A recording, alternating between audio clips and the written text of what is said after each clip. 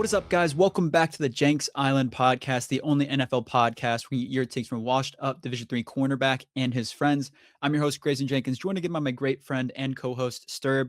And in today's episode, we're going to be breaking down our fantasy sleepers for the upcoming 2026 NFL season. Fantasy football drafts are finally here. There's a lot of mock drafts going on. I know people are even starting their actual drafts, and we've seen the last couple weeks people have been getting injured, things like that. So we've kind of been getting to that point where people have wisened up and started drafting much closer to the season, just because it doesn't really make too much sense to start early in training camp, because that's when all these injuries are happening, especially when you got joint practices and preseason games where starters are playing. It's safer to start later on in the training camp process. So hopefully you guys haven't drafted yet if you're watching this episode, but we're going to get our sleepers out there for you guys today. And then I just want to shout out real quick, we're going to be posting about our our pick'em group for the upcoming season. Last year and the year before that, we've done pick'em groups with subscribers, with you guys listening.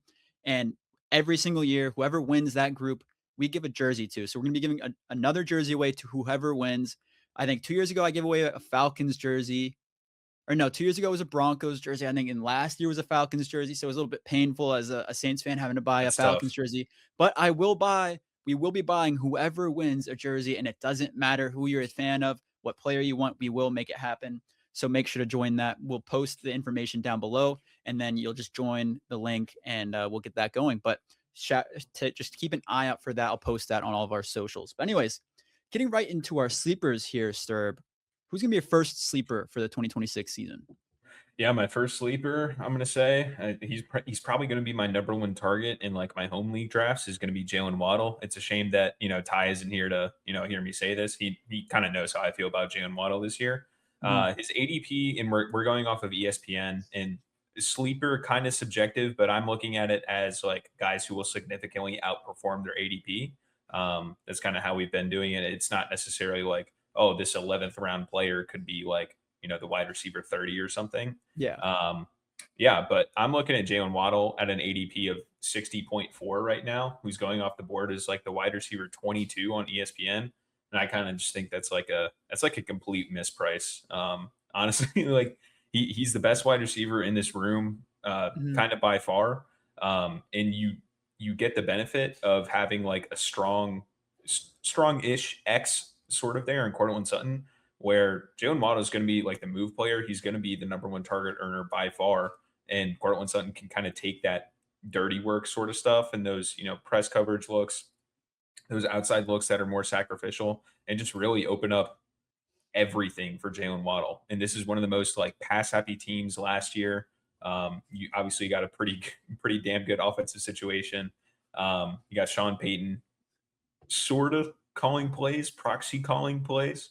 It still is going to be a Sean influence. Yeah. Definitely influenced. Sean Payton influenced. And I think it'll look pretty good in the pass game. You got whatever you want to think about Bo Nix, he can definitely get the ball out to receivers. We saw that last year, and it's just been more spread out.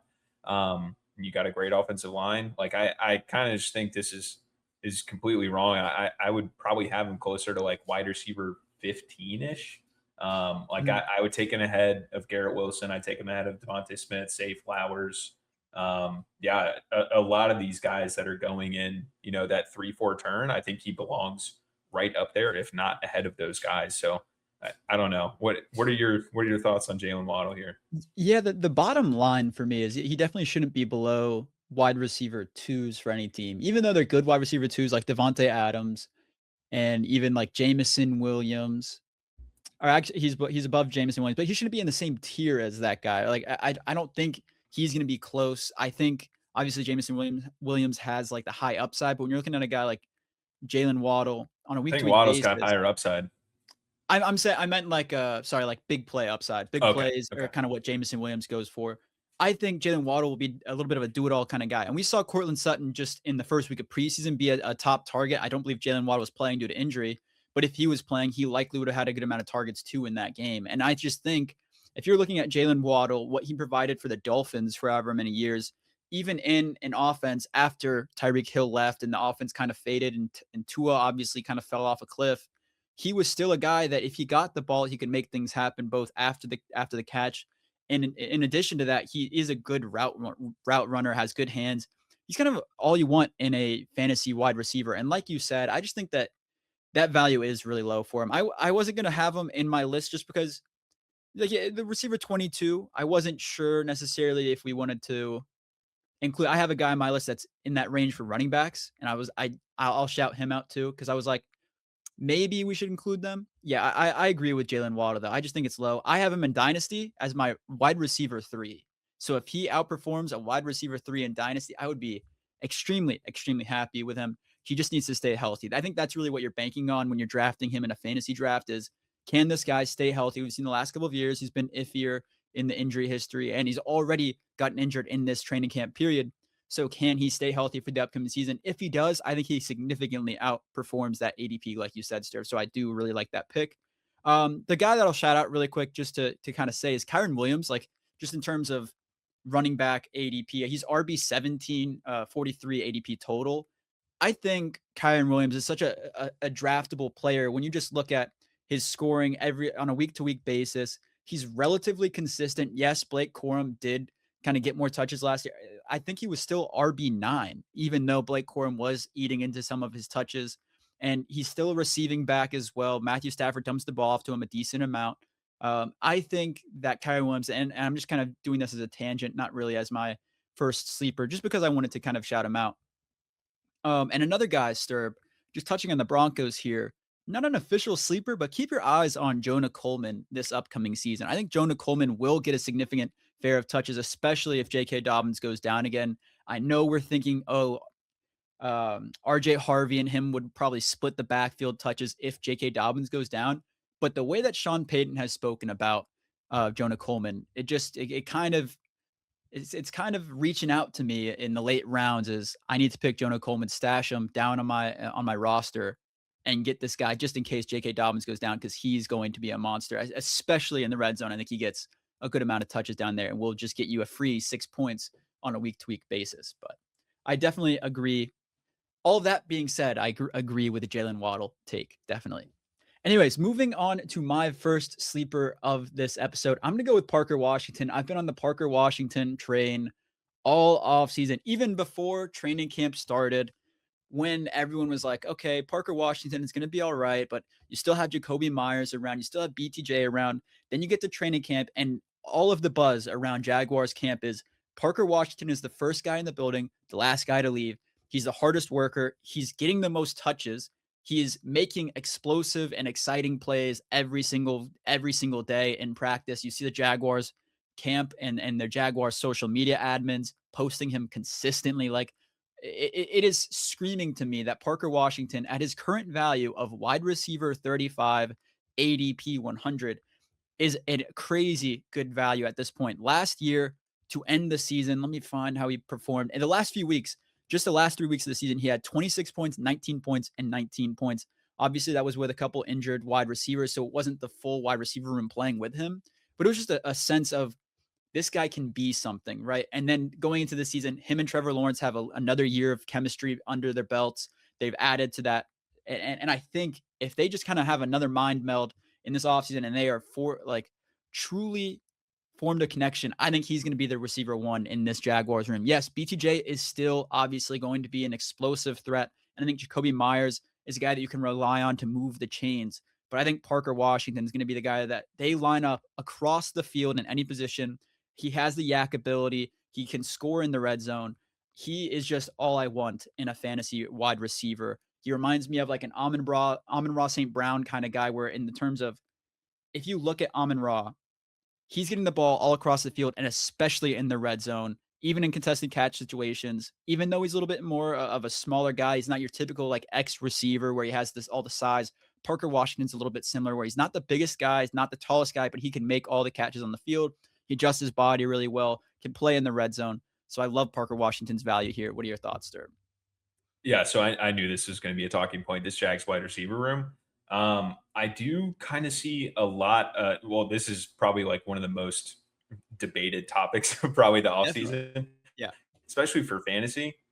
I would say in terms of where I'm at on the Parker Washington hype train specifically, I'm probably like slightly lower than the crowd is, but the price is so low that like you can easily justify him, being drafted to your team at an ADP of 99.6. Yeah. BTJ goes at about 107. Myers goes at 116. I mean, we're a lot of the times when I see this wide receiver room getting discussed is that like, oh, they may just eat into everyone's targets. I don't believe that at all. Like I think one of these guys is going to emerge. The odds Mhm. that they are just each, wide receiver 4-ish producer in fantasy Yeah. is incredibly low. And the price is so low for these guys that you I honestly I would advocate for taking one of these guys, pick your flavor in every single draft that you have. Myers would be probably the guy that I'm sticking away from the most, just because he is Mhm. that like he has definitely less upside than the other wide receivers in this room. At cost, I call me crazy here, but I had Travis Hunter on my sleepers list. There's just They're no Sturb. yes, No. yes, and I want to hear it. I want to I'm hear it. perfect. I'm perfectly okay with people drafting Washington if they think he's going to emerge. Perfectly fine with drafting BTJ. I'll probably take those guys in a decent amount of drafts. Like this is a wide receiver room that I'm targeting regardless. But anyways, yeah, Travis Hunter is down at ADP 119.2. Reports out of training camp are that he's rotating into two wide receiver sets. So it's not just going to be that gadget slot role that he started out last season. He's going to have more of that downfield role that he really started to break into as soon as he got injured. And in terms of like a prospect level and like a talent level, I don't think it's really that close between Hunter and then the rest of these three guys. And then another thing, um, like attacking ambiguity in wide receivers is something that I definitely go for, especially because this is obviously a fruitful situation in Liam Cohen's offense. Another thing that I advocate for is that like we're not just projecting for week 1 or week 18. These Mhm. these situations can change so vastly throughout seasons. I mean, just think of what we thought of this wide receiver room last year. Like if we were told that Parker Washington was going over BTJ and Travis Hunter in next year's drafts, we'd be like, there's no way. And that's evidence that things can obviously change. One of these guys could get injured, obviously. Travis Hunter could just like show in his, starting out in a 30%, route participation role that he's just really, really damn good at football, then that could increase. It's not just like projecting for week 1 here. We are projecting for this situation to be fluid in any number of enumerations to play out throughout the entire season. So that's another thing that like I try and get an edge on in ADP is like people project just for week 1 going in or only for week 18. And I just like I don't subscribe to that at all. Like these things change all the time. Like Hunter could easily be, second in route participation at the end of the year. I don't think that's that crazy to say. Just because he's that talented and him going at wide receiver, like wherever he is down the board, he's at 119.2 right now. And his situation didn't really change that much from where we saw him last year and him specifically as a player. I mean, you could argue that like he was going to break out the second half of the year. So it's kind of just like a moot rookie season. Really, the only difference between him going in like, I think he went in like the 50s in ADP last year down to 119.2 is the emergence of Parker Washington. But also, you kind of offset that with where we were drafting BTJ last year. So it kind of just doesn't make a whole lot of sense to me. And also, like, ADP of 119.2, it's not going to kill your fantasy team if like by week 4 he's just not getting reps. That's not a crazy Yeah. thing to say. So like at cost, I think I'm targeting Travis Hunter the most out of any of these guys. But honestly, yeah, this is a long Jags wide receiver room discussion, but I think it was long overdue, especially given like how much train of thought the fantasy community is giving it over this offseason. Yeah, my thoughts on Travis Hunter, and I understand the mindset here, honestly, I really do, because I think Travis Hunter has a higher ceiling as a receiver than he does as a corner in the NFL. I I mean that. agree. I genuinely believe he does. But the only thing that worries me is because he is talented at the cornerback position, that the Jaguars and Liam Cohen feel like, okay, we have 3 guys that are relatively talented here. We don't necessarily need Travis Hunter to come over as much. And that is the really the only thing that worries me is, hey, if it's just Parker Washington and it's just BTJ, like then I think Travis Hunter gets more reps. And if there's injuries there, I think you do see Travis Hunter's kind of merge That's over. also assuming that all of these guys' talent levels are static. Each of these Yes. guys could get better or Yes. worse throughout the season, and it's not crazy Definitely. to say. And they're all getting drafted around each other right now. And so I definitely understand the argument. I'm just so worried that you never see it. But like you said, at his current price, there's no reason not to throw a dart and say, okay, I'm just gonna stash him. I'm just gonna stash him here because there's really no harm in it, right? Like even if Yeah, he just sits on your bench the especially whole like year, it doesn't you really get in, matter. you get you're gonna have to probably hold him. If he does end up being a contributor to your fantasy roster, which you should be shooting for upside at an ADP of 119, there should be no excuse why you shouldn't have a healthy wide receiver 3 to plug into your flex the first few weeks of the year because that's when Mhm. everyone's the most healthy. Like you're going to have options to put into your flex ahead of them. So Yeah. like does the 30% route participation bet really matter in week 1? Like no, it doesn't because you probably wouldn't be starting him anyways. You know what I mean? Yeah. Yeah. No, I So definitely agree. I think the value there is there for sure around Hunter just because of his cost. If his cost was higher, like if it's near like Parker Washington and them, then it just becomes like, his yeah, cost was it's 70 slots higher last year. yeah, like he definitely is worth it at the cost if you want to throw a dart. So I definitely understand the sleeper mindset there. I'm with the argument here. Moving on to my next sleeper, I'm gonna go with Jordan Mason from the Vikings at RB41, currently ADP 150 on the ESPN board here. Jordan Mason is a guy that under the Kevin O'Connell system this upcoming season, I think you're going to see the Vikings start to run the ball more. I think you go into this season, the Vikings last year kind of went under reliant on the run game. You saw their defense play really well, honestly. And then this year, I think you're going to see a similar situation where their defense is good enough to hold them into all the games. So they're going to slow the game down a little bit, run the ball more. You're not going to be as reliant on the quarterback. You have Kyler Murray coming over in his first year. He's going to be better than JJ McCarthy was, but you don't have to rely on him too much. You don't want to be over reliant on Kyler Murray. You don't want to be over reliant on him and his connection with Justin Jefferson and Jordan Addison, whoever else he wants to throw the ball to. But you want to be able to hand the ball off to Aaron Jones, Jordan Mason. And I do think that Jordan Mason, being much younger than Aaron Jones, will get more explosive plays. And once he has those explosive plays to start the season, I think he's a guy that's going to take over that starting job and will get a majority of the target, or not the targets, the majority of carries out of that backfield. So at the current RB41 spot, if you want to go into a draft where a lot of people right now are going running back, and a lot of these drafts are starting very RB heavy. If you want to wait a little bit, go 3 receivers in a row or something like that, and you end up with a decent running back, and then you end up with Jordan Mason as your RB3 or RB2.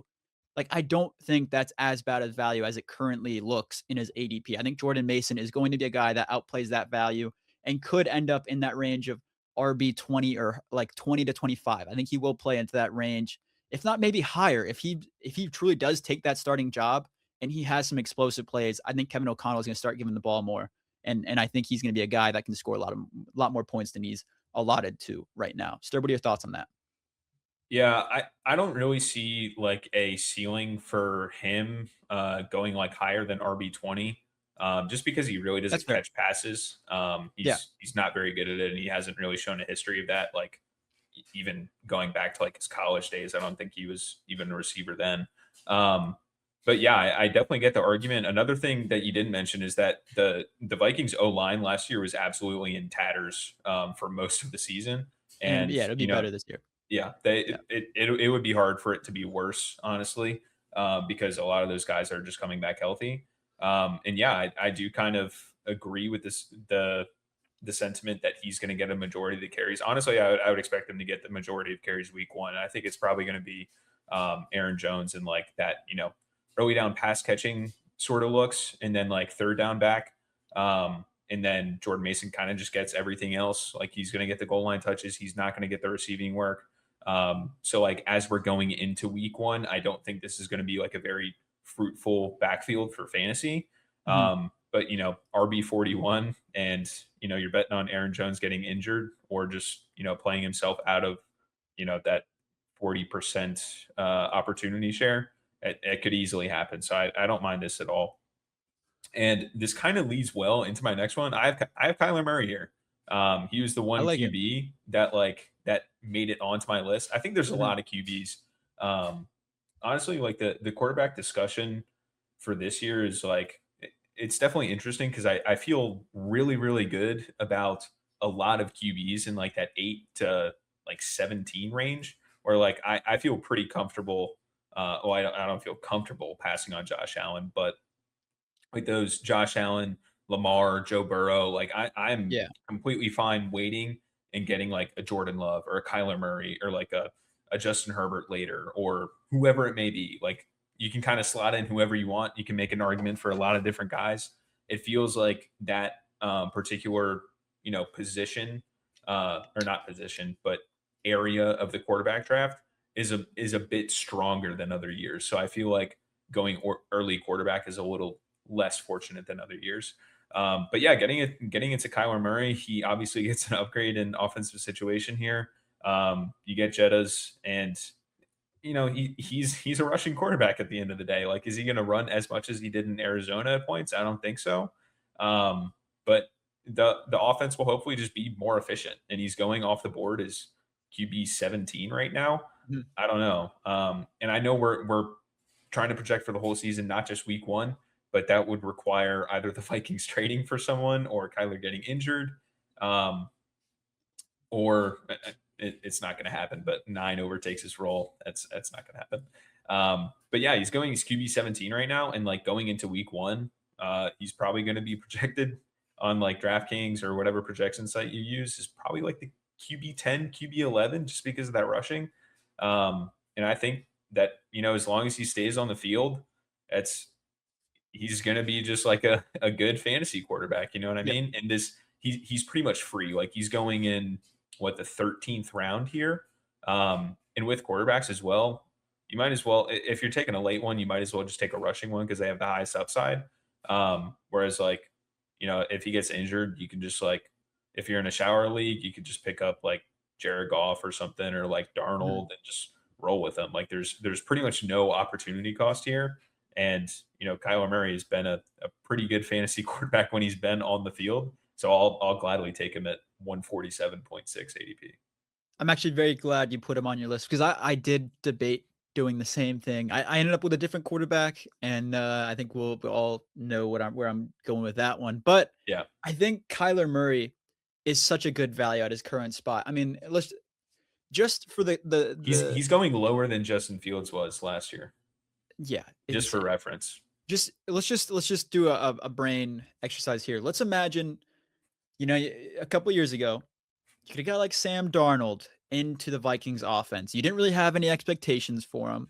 He goes in, lights it up, has, I believe, I'm just going to look at his stats. He had, let's see, 35 touchdowns, 12 picks, 4,300 yards, and he doesn't have any rushing ability.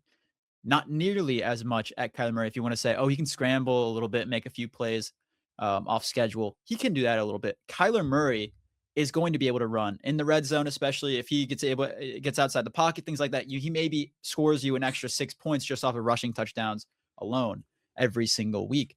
And I want to say him and Justin Jefferson, he'll have that connection back. Like you said last year with JJ McCarthy at the quarterback position, you're losing so much of fantasy value just if you drafted Justin Jefferson. You also lost so much fantasy value if you drafted JJ McCarthy because you thought that was going to work out.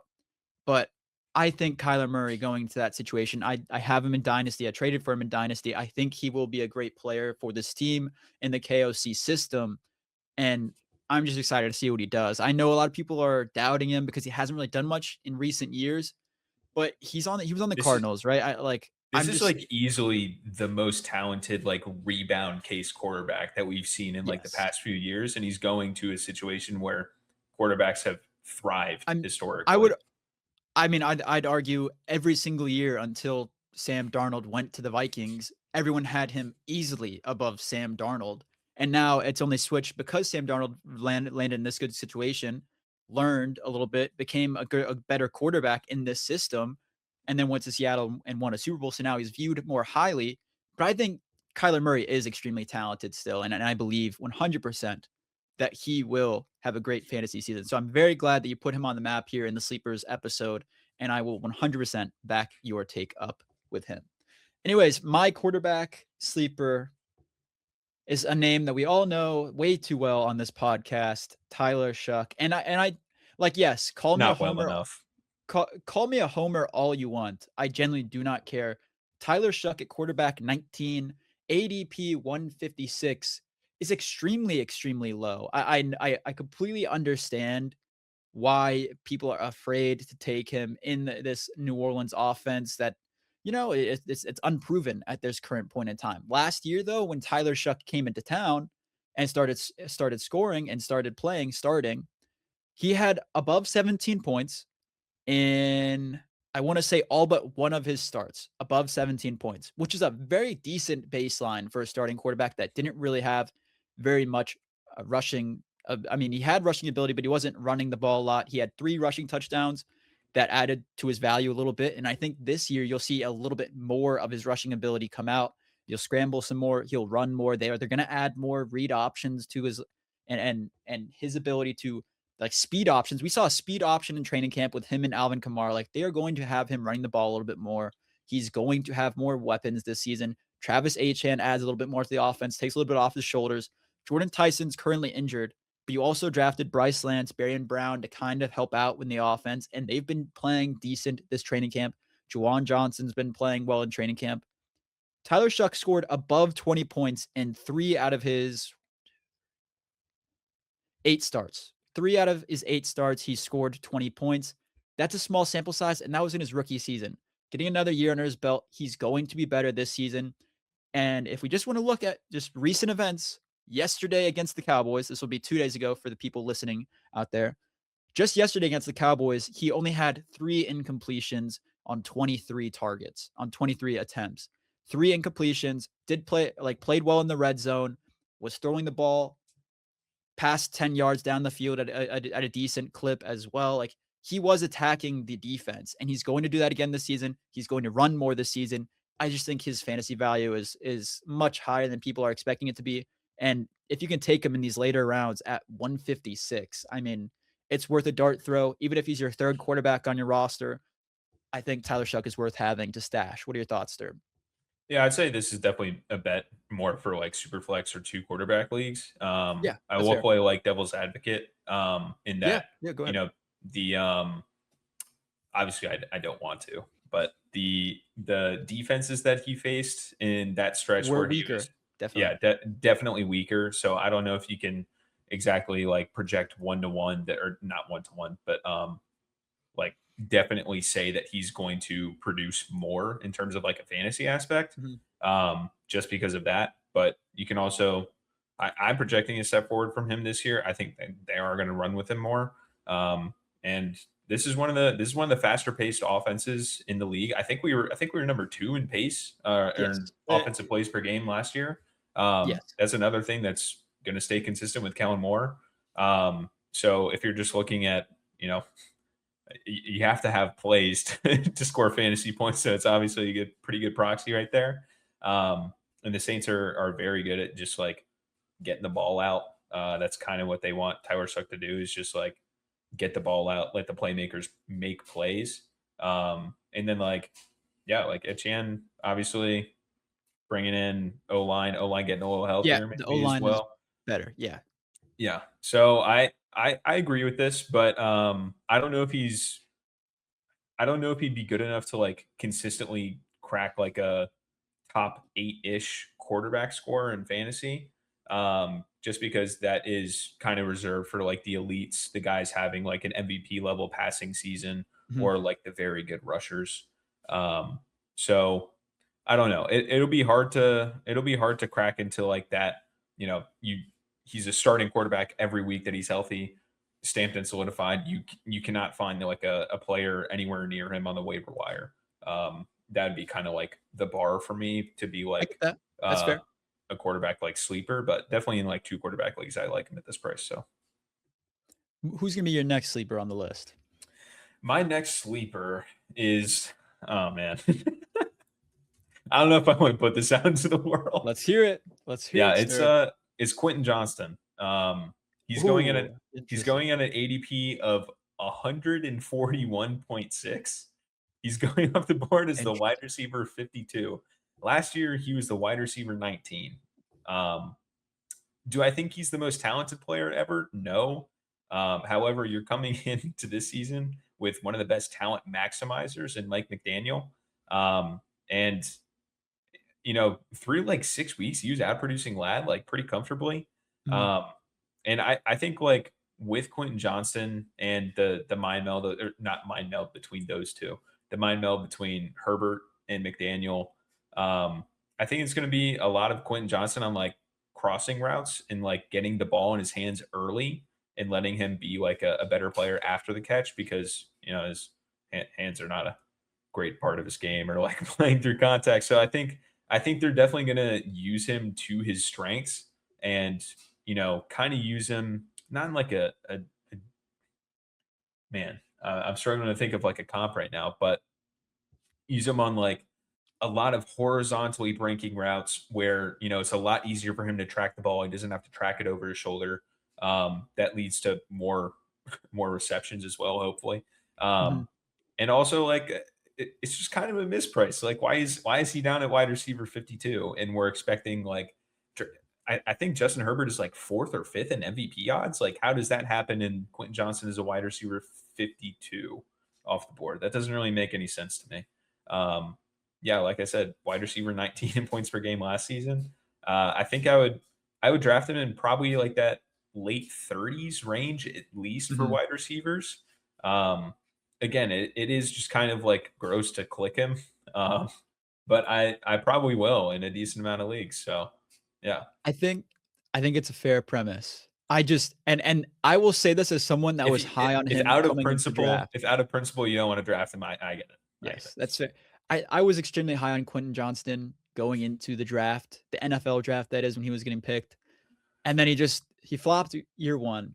Last year, I do think like we saw the first few weeks, and now Keenan Allen is gone. I think that's a big thing, right? I want to just say that Keenan Allen is gone. Well, Keenan kind of iced Lad more than he did He QJ. did isolate. Yes, yes, I agree. But I do think that in this offense, he will he should get more of the red zone and like first down targets. I think that's kind of where Keenan Allen's role was last season. And you still have Lad, right? I think Lad is 100% going to be the receiver one. He's going to get the majority of the targets and things like that. But Quentin Johnston is a deep threat as well at his size and his speed. He's still going to have, he's still going to have ability. And I think, let me just say this. Yesterday at the training camp where their center got hurt, he had a touchdown. It was a nice play. Like he made a nice catch. He's celebrating. Like I think Justin Herbert and him are going to have good chemistry. They're going to throw more deep balls to him this year. McDaniel's going to look for that. So I do think that this is going to be a good pick in the later rounds. But yes, like you said, Sturb, it's just it's a gross feeling. You're like you pick him, and everyone in the draft is going to clown you. It's going to Yeah. happen. You're going to get, whether you're in person, everyone's going to laugh, or if you're virtual, everyone's gonna say in the group chat, "What the hell was that? What are you doing? You're an idiot." Like Whatever. last year, if you drafted him and then you saw him perform over those first couple of weeks, you were the Yes. one laughing after a couple of weeks.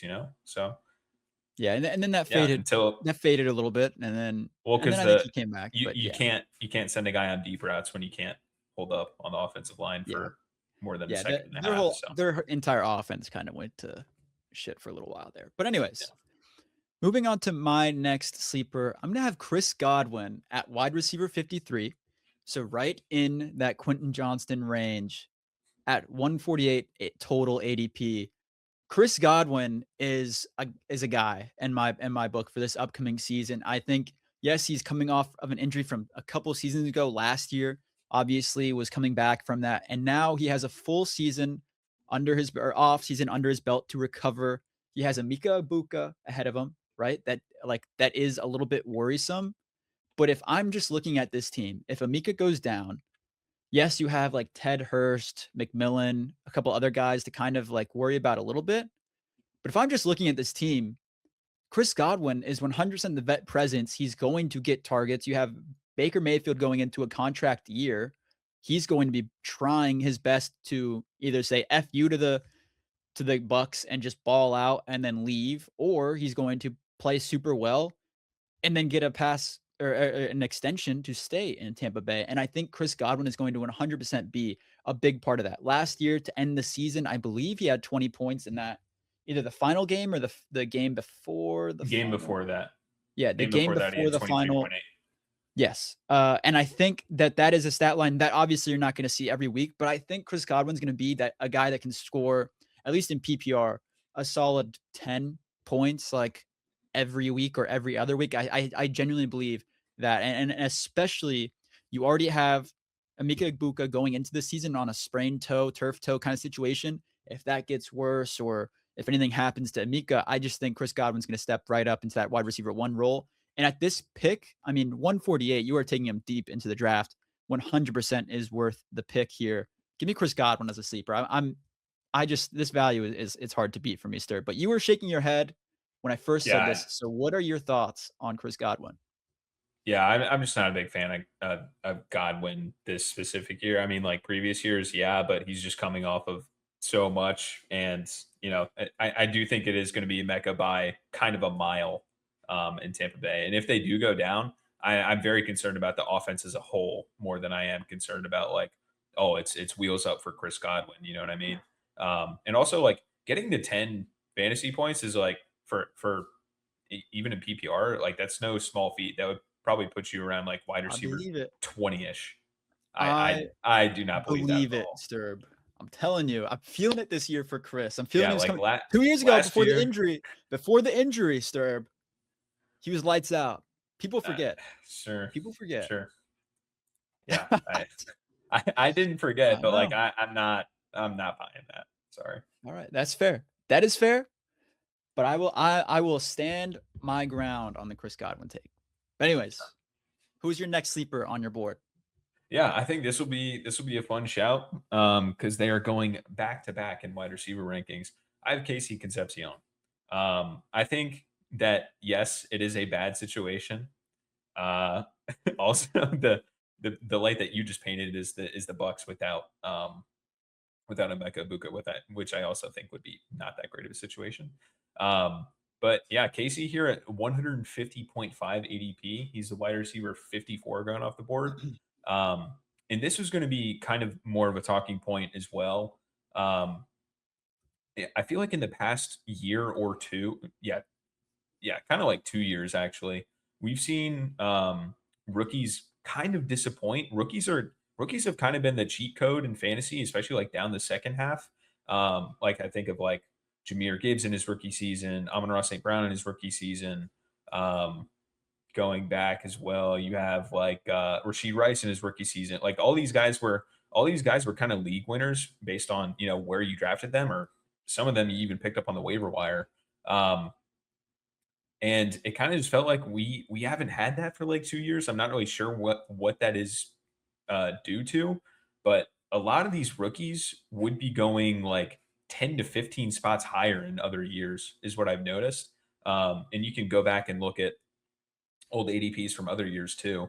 But it kind of just is that overall trend of like the rookie wide receivers and the rookie running backs not really performing as what they're supposed to these past 2 years.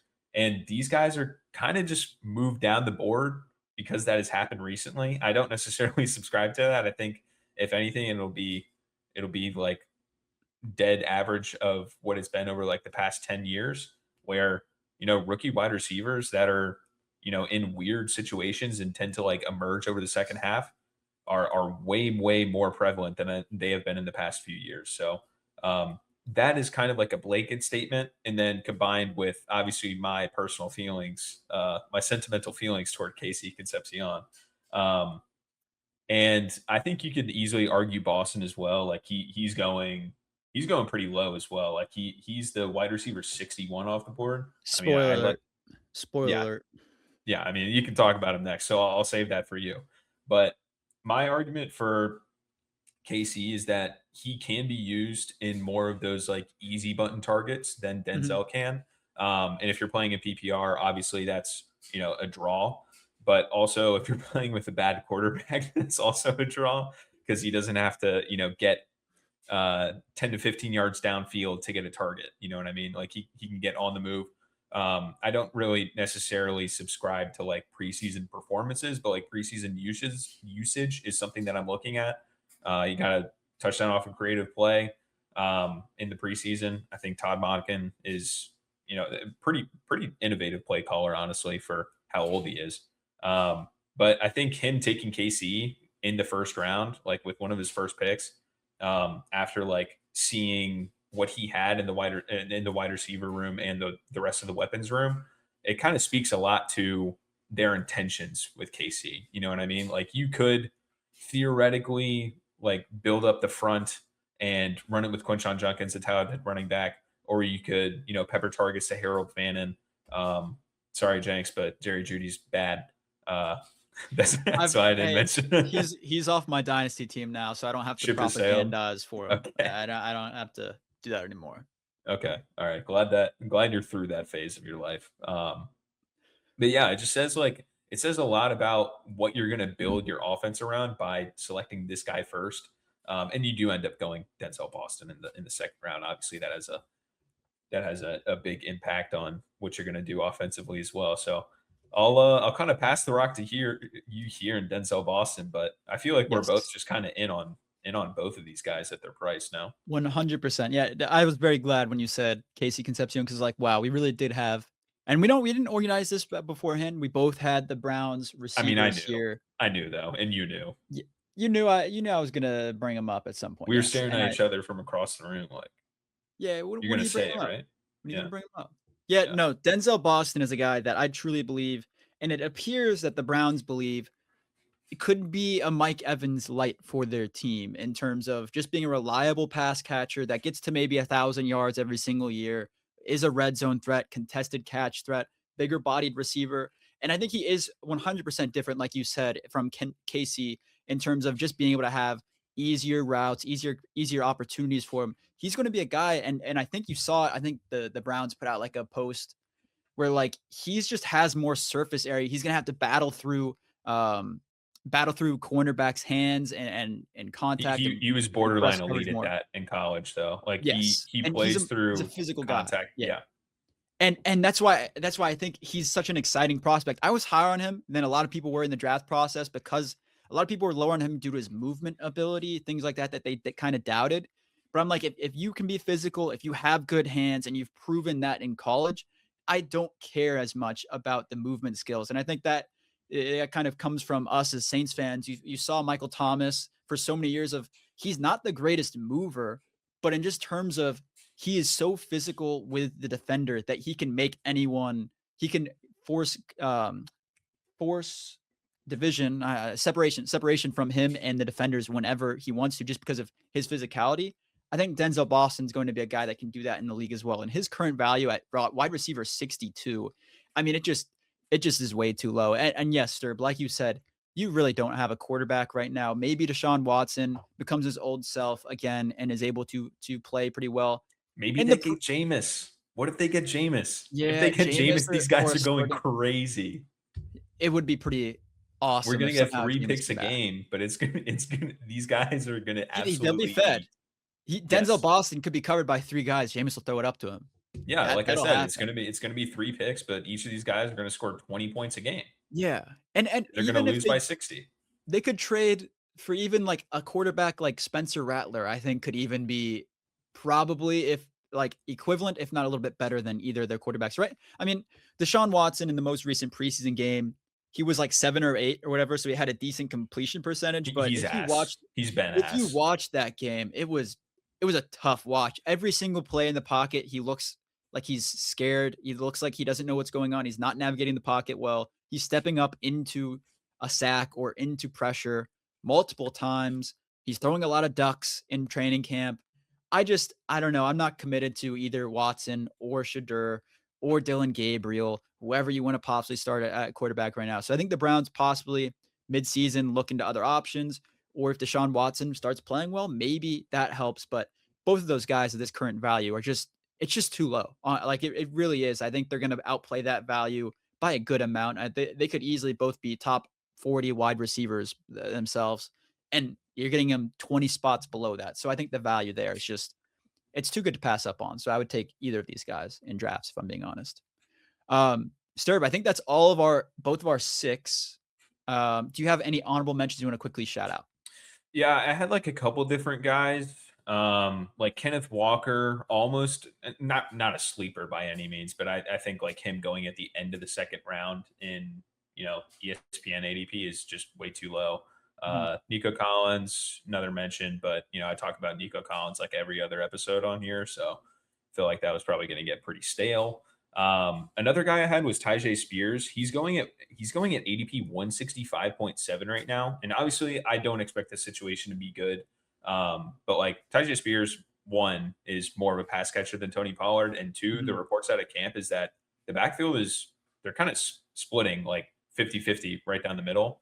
Tony Pollard is old. Tyjae Spears definitely more injury prone than Tony Pollard. Yeah. But the ceiling is definitely higher for Tyjae to be there. Like if they're just like tanking or whatever, or you're going to want to see what you have. Tanking is like losing by choice. They may just, or losing not by choice, is what they may end up doing instead. I'm not super high on this offense, but like 165.7, this guy's pretty much free in a lot of your like home leagues or office leagues. He's going to be a waiver wire ad. So like if you want to take an injured player and then just like pick up Tyjae Spears, and if it really is that bad for the Titans offense as a whole, then I think you might be able to drop him. But also, they're splitting right now. I like Tyjae as a talent. I know you like Tyjae as a talent. Yep. Yeah. Tony was pretty decent over the back half of last season, but it does say a lot about them if they're splitting, even given that Tony finished strong end of last season. So this is he's free essentially. Yeah. I have a few honorable mentions as well, and a couple of tight ends just to kind of say, because tight ends, I think you're really only drafting 1 or 2 in your draft, and you're not really caring too much unless you're getting the top, like the top 5 guys. You're really not getting a huge difference in that, the range like 8 through like 20. It's going to be relatively similar on a week to week basis, unless you're in tight end premium. Then it kind of starts kicking up a notch in terms of how badly you want a tight end. The 2 tight ends I have are Juwan Johnson and Chig Okonkwo. Chig, I think, in that Washington offense could be a little bit more of a red zone threat, and Jaden Daniels does rely on his tight ends. So I think that's a possible option. Tight end 26. I mean, I think he could outplay that pretty easily. Juwan Johnson was a top 10 tight end last season, and with Jordan Tyson going down, he's going to be getting a bunch of those across the middle receptions from Tyler Shuck. So I think he'll outplay the tight end 19 value that he's currently at right now. And then the 2 receivers I want to shout out for my honorable mentions are 2 rookie receivers, Cyrus Allen and Deshaun Stribling. Cyrus Allen's going to be the receiver 1 for the Chiefs. He just is. I have seen every single clip of Rashee Rice across the timeline running routes. I genuinely believe that anyone in the NFL can guard him. There is not an NFL cornerback that is looking at any of his routes and saying, oh shit, I got to guard Rashee Rice this upcoming week. Yes, Patrick Mahomes can put the ball into a bucket across the field, no matter the separation. Maybe he gets the ball to him. But you're looking at Cyrus Allen running routes. He looks quicker. He looks more elusive. He has better hands at this current point in time. He's not coming back from injury. Cyrus Allen has everything you want in a receiver if you are a fantasy player and you are watching these training camp practices. Cyrus Allen has a connection with Patrick Mahomes. You're seeing numerous deep balls. You're seeing out routes. You're seeing corners. You're seeing every single route across the route tree go to Cyrus Allen. He is a guy that is 100% going to play his way into some crazy conversations later on in the fantasy season. And he's at wide receiver 69 right now, 170 ADP on ESPN. That's going to go up towards the regular season. I think it's just going to be up higher. I think he's a guy that you can draft and just get insane value from. And then Deshaun Stribling had 77 catches and like 63 yards in the preseason game. And like you said, Sturb, obviously the preseason performances aren't really what you care about, but it's how they're deployed. And he was playing like the wide receiver one. And obviously, Mike Evans has gone down. He's been injured like a little bit in training camp. The rest of the whole team practically feels like it's been injured at some point in training camp. The substation, like we've said, Sturb, the last few weeks, is just bearing down on them. It's undefeated. In every single video you see from training camp, you just see this ugly, intimidating substation in the background, just beaming down on these players. Deshaun Stribling is invincible to it, though. He's immune to it. He does not get harmed by these substations. He's been there for the least amount of time. Yes, the radioactive waves from the substation besides Mike, I guess. They are not impacting him at all. He's just immune to it. It's his young bones, his young muscle. I don't know what it is. He doesn't even care. It's not even entering his brain. But anyways, Stribling is a guy that I genuinely believe could be the receiver one for this 49ers team. And at wide receiver 59 ADP, the value is immaculate. Go out and draft Stribling in your drafts. You will not regret it. I promise you. I think that guy is going to ball out. But those are my honorable mentions, Sturb. What are your thoughts on those? Yeah, I mean, it's kind of just like I said, like the resurgence of the rookie wide receivers, rookie running backs. Like I think we'll see it this year. Well, I was very, very high on this rookie wide receiver class, and we didn't even get to touch on all these guys that we're mentioning now. But I will say, like with the Rashee Rice note, yeah, he's he's not a very good real life football player, but a lot of his usage was like this, super low ADOT, like at the line of scrimmage, creative sort of stuff. I think a lot of that is going to go to Kenneth Walker, which is just one of the reasons why I had him as like one of the most undervalued players in ESPN ADP. Like he's at 23.5. I would probably rank him around like 14-ish, 13-ish, somewhere around there.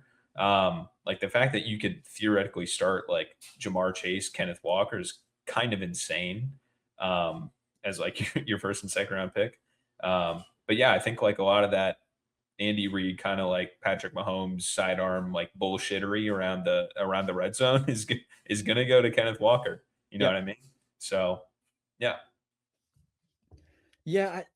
I'm excited for it. I'm excited for the season. I think there's a lot of sleepers out there that are just going to outperform their values, and more than we've seen in recent years. Like, yes, I think especially like when you look at the running back rooms, I think running back is relatively top loaded. I don't think there's going to be a lot of sleepers from that, but the receivers this upcoming season, I think you're going to see a lot of guys that weren't expected to perform very well fantasy wise, put up some good numbers. So, take Jags, take rookies. Yes, Jags and rookies. That's great values right now. But anyways, we're going to do a fun thing real quick. We got flex, or let me correct this. I got fantasy football flex blind rankings for you, Sturb, here of an ADP 100 or higher. So anyone below 100, don't even anticipate that. I don't want to give you a garbage player and then give you Justin Jefferson. I don't want that. So we're going to keep it within the top 100 here. So starting off, I got 8 guys for you. Starting off with the first player, I have Chase Brown. Oh, I thought you said outside the top 100%. Okay. Oh, so no, Is this like based on who I expect to outperform their ADP, or just like raw? Where would you draft? Yeah, who would you get? Oh, who would? Man, I mean, I don't have like full rankings in front of me, but in terms of like where I would be comfortable drafting him, of course, you would give me Chase Brown first. He's at ADP 24 right now. I think that's probably about right. Maybe like a little lower. I'd probably take him like, beginning of the third round is where I'd feel definitely like comfortable having as like my third drafted player if I'm at the 101. So where would you put him on your blind rankings here? 1 to 8. This is any player inside the top 100. Any player, any flex. Oh God. So, any flex. No quarterbacks, defenses, or kickers. You're gonna set me up having Chase. I promise. It's relatively balanced. Me up, dude. It's relatively balanced here. I promise.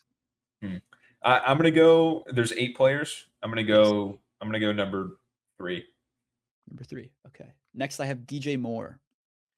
Okay. So if you just multiply 8 by 12, that's 96. So it's basically what round I would draft him in, I guess. DJ Moore, I think I'm between 5 and 6 here. I think I'm going to go just for this year, correct? Yes. Okay. Let's go 6. Next, I have Tucker Kraft. Oh, man. And it's tough for the tight end value. Yeah, this is tough. Let me say this. We'll go tight end premium. We'll go tight end premium. Okay, tight end premium. Yeah, I'll take him 5. I'll take him 5 then. Okay. Yeah, we'll throw that in there. Okay. Next, I got Parker Washington. I'll go 1, 2, 4, 7, and 8. I'll go 7. I'll go 7 for Parker. Next, we got Justin Jefferson. I'll go 2. I'll go 2. I feel like you're going to give me someone at the end. Next, we got Rashee Rice. Rankings. Okay, bro. All right, I got 1, 2, 4, 7, and 8, or 1, 2, 4, and 8. 1, 4, and 8 left. Just because of the role, like I can't put him below Parker Washington. I guess I have to go 4 and just like hope he's not a knucklehead and he's just like next I got Travis Achan. Unfortunately, I'm going to have to go 8 and roll the dice here. I did not play this very well. I'm realizing. Next we have Terry McLaurin. Oh yeah, easy number 1. Your number 1 flex here. Hey, if he puts up the numbers he did as his first year with Jaden Daniels, maybe it works. No. But no, that was tough. It was definitely different than a normal it's exactly blind right. rankings. What do you mean? These rankings don't need defending. It's perfectly correct. Yes, if these rankings are correct in terms of fantasy points per game, someone owes me $1 billion. Someone. Yeah, this would be like if you bet on FanDuel. I couldn't even imagine the odds of who's scoring the most points. But it's bad. Yeah, but no. Anyways, love that for me. It's all right, Sterb. I challenged you here. It was a little different. It was an unsuspected blind rankings here that just kind of it either works or doesn't. And that's why it's blind. Yes, and it we need the content. We need the clicks. So we're gonna put this out there on the socials. I think a couple people are gonna be like, "Why are you saving Travis Achan? Why are you saying it that way?" Maybe we get some clickbait in there from that. Maybe you get some comments based on Terry McLaurin at number 1. Maybe you get some comments with the Packers fans, aka Hammer, saying Tucker Kraft at 5. You're insane. You get a little bit of different perspectives. People raging. Everyone agrees on Terry McLaurin number 1. Yes, and Parker Washington at number 7, probably a little low. But you get the Jaguar stands out there. But anyways, that will do it for this episode. Make sure to check the link down below in the description down below because I will put it on all of our information about the upcoming Pick'em group for the upcoming season. We are going to be doing confidence-based intervals, so you kind of have to, actually think about every single game this year. And we'll talk about that when we're doing our picks. At the end of every episode, we're going to give our picks for every game, kind of just run through them, and we'll have our confidence picks and things like that, how we're feeling, things like that. So keep an eye out for that. But anyways, that'll do it for this episode. Make sure to like, comment, and subscribe. Put your thoughts down below on our sleepers. Give any sleepers that you think we missed out on.